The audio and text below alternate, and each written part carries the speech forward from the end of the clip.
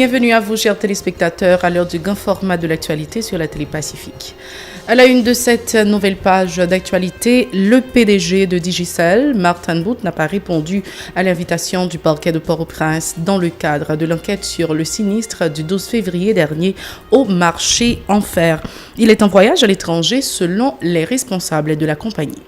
Haïti Coopération, la 29e session des 15 chefs d'État et de gouvernement de la communauté des Caraïbes, CARICOM, sera tenue les 26 et 27 février prochains à Port-au-Prince, a confirmé le chancelier haïtien. 40 millions de gourdes seront consacrés à cet événement qui portera sur le changement climatique, la gestion des risques et le désastre et le marché commun, a précisé Antonio Rodrigue.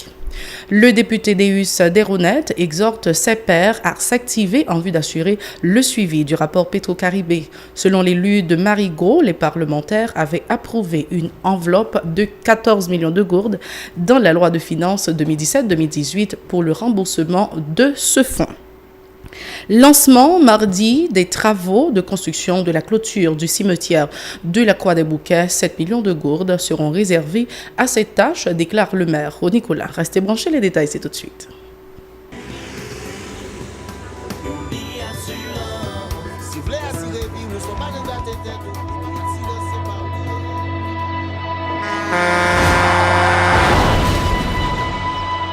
En général, mon parent me prend assurance. Je considère que son l'argent rejeté. Et pourtant, l'argent assurance te doué dans le budget ou à côté l'argent kayak, l'argent manger. Il est là pour les deux traverser un mauvais pas. Gardez tout à côté. Ou avec comment gros problème qu'on entre sur le monde sans attendre. Mandez Dieu pardon, ça arrive au tout. Une assurance dit ou précaution pas capon. Les malheurs arrivés, les faux amis flair saison a fait comme si on pas de jambe connaît. Une assurance après ta faire pour le jour, continuer vivre la vie, quitter ce course là dans main nous. Une assurance. Vivez en toute assurance. Merci d'être encore avec nous pour le développement de ce journal. Le PDG de la compagnie de téléphonie mobile Digicel Haïti, Martin Boot, ne s'est pas présenté mardi au parquet de Port-au-Prince dans le cadre de l'enquête sur le sinistre qui s'est déclaré le 12 février dernier au marché Enfer. Dans une correspondance adressée au commissaire du gouvernement démissionnaire, Maître Oknam Klamedamius, l'un des responsables de la Digicel, Gérald Laborde, a indiqué que M. Boot est en déplacement à l'étranger et ne sera disponible que le 22 février encore.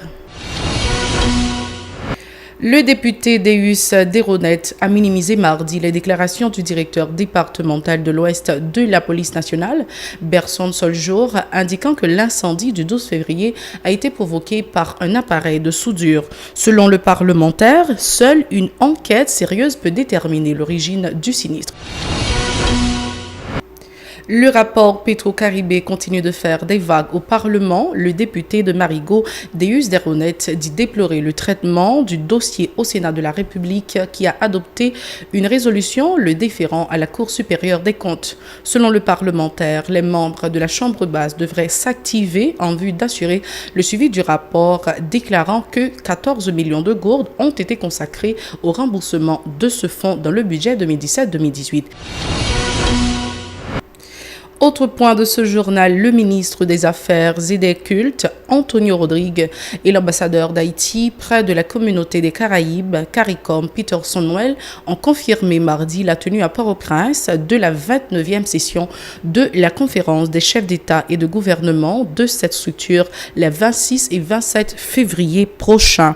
Lors d'une conférence de presse au local du ministère de la Communication, le chancelier haïtien a indiqué que cette activité sera financée par le Trésor public à hauteur de 40 millions de gourdes. 15 chefs d'État et de gouvernement, ainsi que d'autres personnalités étrangères seront hébergées pour l'occasion dans le pays. Les discussions porteront sur le changement climatique, la gestion des risques et désastres et le marché économique des pays de la région. Ces propos recueillis par Nancy Constant et Villeneuve-Juste. Depuis le 1er janvier 2018, Haïti a assuré pour la présidence de la CARICOM. Son présidence tournante, côté chaque 6 mois, un pays, parmi les 15 pays de CARICOM, un pays qui a ce présidence-là. Et le président, le chef d'État, ou le chef de gouvernement du pays, c'est lui-même qui président CARICOM. Là, c'est le président CARICOM, c'est son excellence, M. Jovenel Moïse, l'a pas assuré la présidence là jusqu'à 30 juin. Et c'est raison ça tout qui fait réunion des chefs d'État et de gouvernement à fait en Haïti. À partir du 26, lundi et mardi, on a bien tout chef d'État et de gouvernement des pays de la CARICOM qui viennent en Haïti. Ça fait un gros bagage pour nous.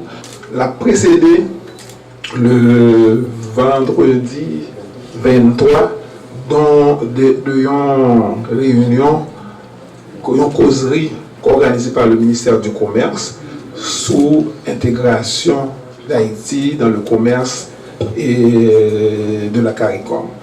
Ensuite, point important que nous avons gagné, c'est la gestion des désastres. Ensuite, il y a un problème de changement climatique qui a affecté nous toutes. Il y a encore une question de sécurité dans les Caraïbes blancs que nous connaissons bien, que nous, toutes, nos sujets à vraiment des problèmes de sécurité. Vous parlez d'insécurité au niveau d'Haïti, ça n'a pas encore rien devant aussi de l'autre pays de la Caraïbe. Par ailleurs, le ministre des Affaires étrangères a indiqué que le gouvernement est en train de plancher sur l'augmentation de ses exportations vers les pays de la CARICOM. Selon lui, la présidence de cette structure est une opportunité pour Haïti, notamment sur le plan économique. Ces déclarations. Depuis 2002, nous au niveau de la CARICOM, il ne faut pas oublier que nous ensemble, déjà, on vient faire partie, on vient gagner un support. Ou pas seul, ou bien tout ensemble qui supporte dans n'importe quelle situation. Haïti recevoir un pile appui de CARICOM sur plusieurs questions, et même des appuis économiques, parce que, bon exemple, ça nous permet d'accéder à la Banque caribéenne de développement, côté nous joignons des fonds pour exécuter des projets de développement. Et nous continuons à travailler, par exemple, avec Bahamas, nous en négociation pour qu'il y ait des produits haïtiens, comme la mangue, la banane, tout ça, qu'elle vendent Bahamas. Donc, gagner un bénéfice, peut-être il faut chercher les statistiques pour voir combien nous exporter vers les pays, combien importer de eux, pour capable faire un état de lieu. Le maire titulaire de la Croix des Bouquets, Ronnie Collin, a lancé mardi les travaux de construction de la clôture du cimetière de la commune, dont le coût s'élève à 7 millions de gourdes. Selon M. Collin, cette initiative, qui débutera le 23 février en cours, permettra d'éviter aux résidents des problèmes de santé et de sécurité. Il a en outre annoncé la reprise des travaux de construction du tronçon de route reliant Carrefour-Marassa au centre-ville de la Croix des Bouquets en vue de faciliter la circulation automobile et piétonne. Il était au micro de Jean-Marc Sondorcé et Eric Gernouel. Film qui est censé gagner appel d'offre là, nous venons délivrer le chèque ça. C'est 2 500 000 gouttes, nous venons délivrer pour le capable lui-même, je dis même pour déjà commencer avec les travaux. Si nous avons constaté nous avons matériel mairie qui là, pour nous commencer tout avec assainissement. Côté de Fatra qui était là, nous avons essayé de retirer Fatra pour nous capable libérer espace pour le capable commencer avec fouilles pour nous au moins je dis pour nous commencer avec clôture. L'a dire environ 3 mois. Prochaine étape là, moi pour commencer dans Carrefour Marassa côté me lancer route côté nous t'es débouché pour empêcher bloquer squad des bouquets qui t'a fait la Croix des Bouquets côté te gen moun on dit qu'on a fait 8 heures dedans avant de rentrer la caillou bagay ça nous prend la bataille pour nous finir avec eux. Nous restons dans la commune de Croix des Bouquets, précisément à La Serre, une petite localité confrontée à d'énormes difficultés. Pas d'infrastructures routières et sanitaires, pas d'école nationale, les habitants sont livrés à eux-mêmes. Pour tenter de rehausser son image, des citoyens se regroupent en vue de la construction de 6 km de route. Ils sollicitent le soutien du gouvernement pour la réalisation de ce projet, indiquant que les infrastructures routières constituent l'un des piliers du développement d'un pays. Reportage de Jean-Marc Sondorcé, Eric Gernouel.